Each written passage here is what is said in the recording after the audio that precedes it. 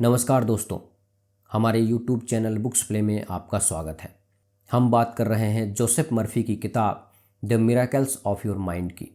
Doctor Joseph Murphy की लिखी गई पुस्तक the miracles of your mind में लेखक ने अवचेतन मन की शक्तियों के बारे में बताया है, जिनका प्रयोग करके हम अपने जीवन को चमत्कारिक रूप से बदल सकते हैं। दोस्तों, ये वीडियो का दूसरा पार्ट है। इस वीडियो के अगले पार्ट का लिंक नीचे डिस्क्रिप्शन में दे दिया हूँ। इस वीडियो को देखने के बाद आप बाकी पार्ट्स को ज़रूर देखें। तो चलिए शुरू करते हैं। अध्याय 2, अवचेतन मन और स्वास्थ्य। दोस्तों, वर्तमान युग में मानसिक चिकित्सा शास्त्र के विषय में पूरे संसार में व्यापक रुचि जाग रही है। लोग धीरे धीरे अपने अवचेतन मन में वास कर रही उपचारक शक्तियों के बारे में जागृत हो रहे हैं। यह एक सुपरिचित तथ्य है कि उपचार की सभी अलग अलग पद्धतियां सबसे अद्भुत किस्म का इलाज करती है। इन सभी का जवाब यह है कि एक ही शाश्वत उपचारक सिद्धांत है, अवचेतन मन।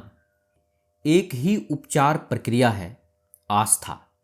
इसीलिए पैरासेल्सस ने इस महान सच्चाई को व्यक्त किया था कि आपकी आस्था का विषय चाहे सच्चा हो या झूठा, परिणाम वही मिलेंगे। यह एक स्थापित तथ्य है कि जापान, भारत, यूरोप और अमेरिका आदि संसार भर के विभिन्न धर्मस्थलों पर लोगों की बीमारियों के उपचार हुए हैं। आपको कई अलग अलग सिद्धांत मिलेंगे, जिनमें से प्रत्येक उपचार के असंदिग्ध प्रमाण पेश करेगा। जाहिर है, सोचने वाले को लगेगा कि इन सभी में कोई आम निहित सिद्धांत होना चाहिए। भौगोलिक स्थिति चाहे जो हो या चाहे जिन साधनों का उपयोग किया गया हो, केवल एक ही उपचारक सिद्धांत है और हर उपचार की प्रक्रिया आस्था है। सबसे पहले तो आपको अपने मस्तिष्क की द्वैत प्रकृति को याद रखना चाहिए। अवचेतन मन लगातार सुझाव की शक्ति का सहज अनुगामी है। यही नहीं, अवचेतन मन के पास आपके शरीर के कार्यों, परिस्थितियों और अनुभूतियों का पूरा नियंत्रण होता है। लेखक कहते हैं, मुझे यकीन है कि इस पुस्तक के सभी पाठक इस तथ्य से परिचित हैं कि सम्मोहन की अवस्था में सुझाव द्वारा लगभग किसी भी रोग के लक्षणों को व्यक्ति में प्रेषित किया जा सकता है। मिसाल के तौर पर, दिए गए सुझाव की प्रकृति के अनुसार सम्मोहक अवस्था में उस व्यक्ति को बुखार हो सकता है, चेहरा लाल पड़ सकता है या ठंड लग सकती है। बतौर प्रयोग आप उस व्यक्ति को सुझाव दे सकते हैं कि वे अपाहिज है और चल नहीं सकते। ऐसा ही होगा। शरीर के किसी भी हिस्से में दर्द को प्रेषित किया जा सकता है। उदाहरण के लिए, आप सम्मोहित व्यक्ति की नाक के नीचे ठंडे पानी का कप रखकर कहें, यह मिर्च से भरा है, इसकी खुशबू लो। क्या होगा? वह छींकने लगेगा। आप क्या सोचते हैं, उसके छींकने का कारण क्या था, पानी या सुझाव? यदि कोई व्यक्ति कहता है कि उसे टिमोथी ग्रास से एलर्जी है, तो आप सम्मोहित अवस्था में उसकी नाक के सामने एक खाली ग्लास या नकली फूल रखकर उसे बता दें कि यह टिमोथी ग्रास है। वह तुरंत एलर्जी के लक्षण प्रकट करने लगेगा। इससे निष्कर्ष निकलता है कि रोग का कारण मन में होता है। उपचार की प्रक्रिया भी मन में ही घटित हो सकती है। हमें एहसास है कि अस्थि चिकित्सा, काइरोप्रैक्टिक चिकित्सा पद्धति, एलोपैथी और प्राकृतिक चिकित्सा तथा विभिन्न चर्चों के जरिए उल्लेखनीय उपचार होता है, लेकिन हम जानते हैं कि ये सभी उपचार अवचेतन मन द्वारा ही किए गए थे। वही एकमात्र उपचारक है। गौर करें कि यह दाढ़ी बनाते समय लगे चेहरे के घाव को भर देता है। यह सटीकता से जानता है कि इस काम को कैसे करना है। डॉक्टर घाव की पट्टी करता है। वह कहता है, प्रकृति इसे भरती है। प्रकृति का मतलब है प्राकृतिक नियम, अवचेतन मन या आत्मरक्षा का नियम, जो अवचेतन मन का कार्य है। आत्मरक्षा का भाव प्रकृति का पहला नियम है। आपका सबसे प्रबल भाव सभी आत्म सुझावों में सबसे शक्तिशाली भाव होता है। आपने अभी अभी सीखा है कि आप प्राकृतिक प्रवृत्तियों की अवहेलना करते हुए सुझाव द्वारा किसी दूसरे या अपने खुद के शरीर में रोग जगा सकते हैं। यह पूरी तरह स्वाभाविक और स्पष्ट है कि प्राकृतिक प्रवृत्तियों के अनुरूप दिए गए सुझावों में ज़्यादा शक्ति होती है। स्वास्थ्य को बनाए रखना और दोबारा स्थापित करना शरीर में बीमारी लाने से कहीं ज़्यादा आसान होता है। जो आस्था उपचार को संभव बनाती है वह एक निश्चित मानसिक नज़रिया है, सोचने का एक नज़रिया है, एक आंतरिक निश्चितता है, सर्वश्रेष्ठ की अपेक्षा है।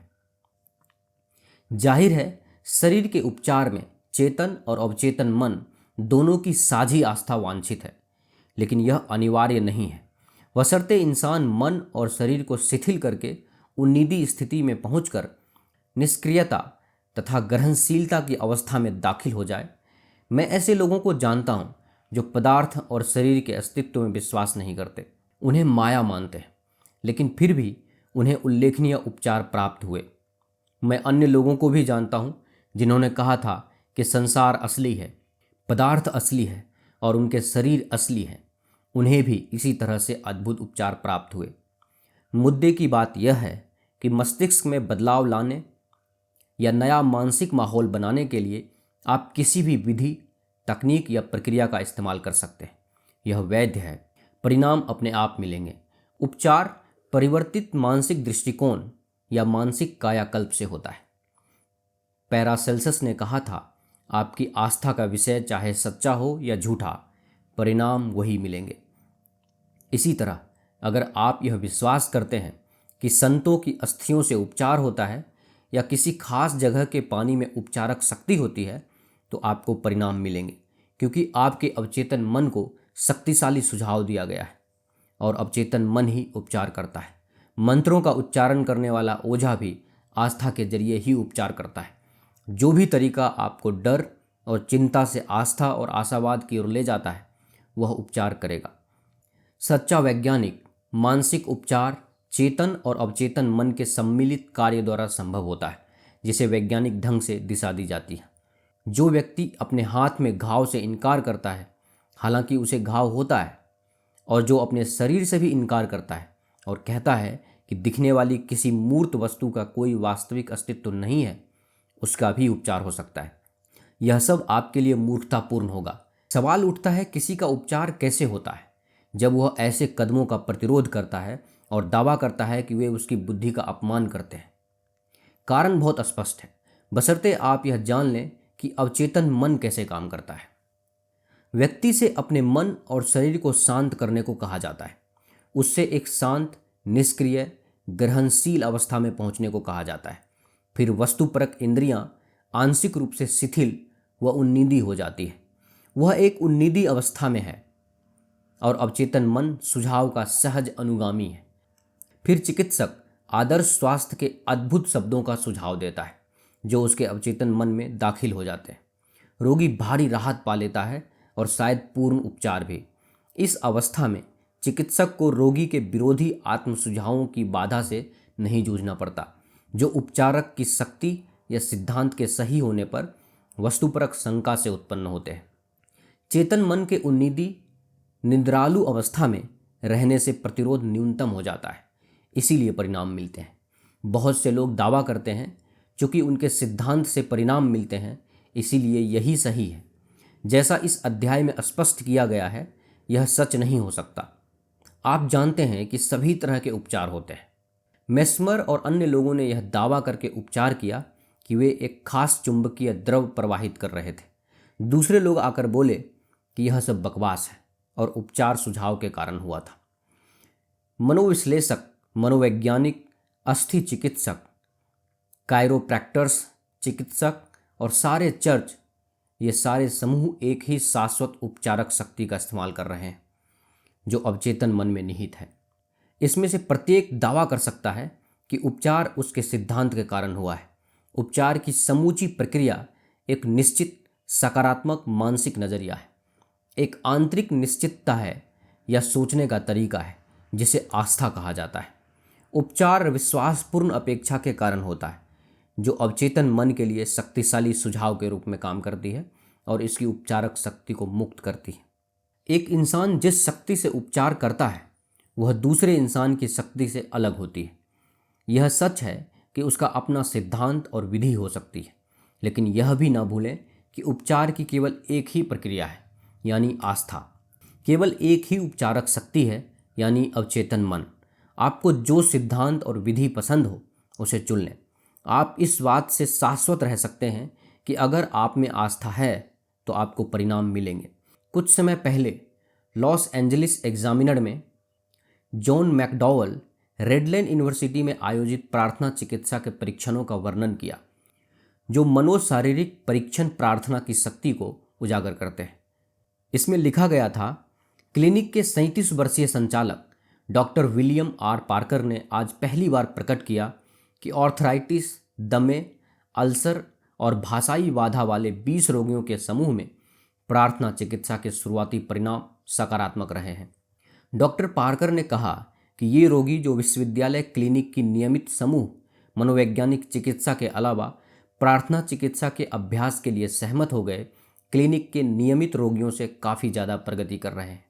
मिसाल के तौर पर अल्सर के एक रोगी को प्रार्थना और समूह चिकित्सा पर विश्वास था।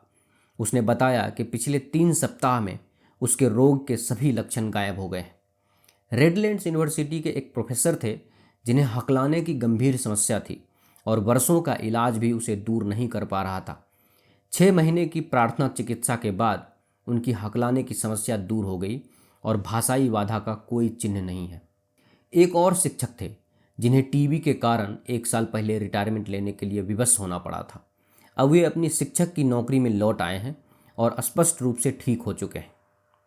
डॉक्टर पार्कर चिकित्सा के नहीं, मनोविज्ञान के डॉक्टर जोर देते हैं कि प्रार्थना चिकित्सा कोई नीम हकीमी चमत्कारिक रामबाण दवा नहीं है। यह तो प्रार्थना और अवचेतन मन पर इसके प्रभाव के प्रति वैज्ञानिक नीति है। अब भी मनोशारीरिक चिकित्सा जगत की नज़रों में अवचेतन मन मानव जाति की कई पीड़ाओं का स्रोत है, जिसमें arthritis, asthma, hay fever, multiple sclerosis, TB, ulcer और हाई ब्लड प्रेशर शामिल है। मनोशारीरिक सिद्धांत, जिसे एलोपैथी के चिकित्सक काफ़ी विवादित या संदिग्ध मानते हैं, यह है कि सारे रोग अवचेतन के कार्यकारी विकारों से शुरू होने के बाद ही शारीरिक रोग में विकसित होते हैं। आमतौर पर डॉक्टर कारण के बजाय लक्षणों पर हमला करके इंसान का उपचार करते हैं। दोस्तों, आप देख रहे हैं जोसेफ मर्फी द्वारा लिखी गई book the miracles of your mind की समरी। यह समरी आपको कैसी लगी, कृपया हमें नीचे कमेंट बॉक्स में कमेंट करके ज़रूर बताएं। अगर आपको यह समरी अच्छा लगा हो तो इसे अपने फ्रेंड्स और फैमिली के साथ अवश्य शेयर करें और हमारे लेटेस्ट वीडियो को देखने के लिए हमारे यूट्यूब चैनल बुक्स प्ले को सब्सक्राइब करें। धन्यवाद।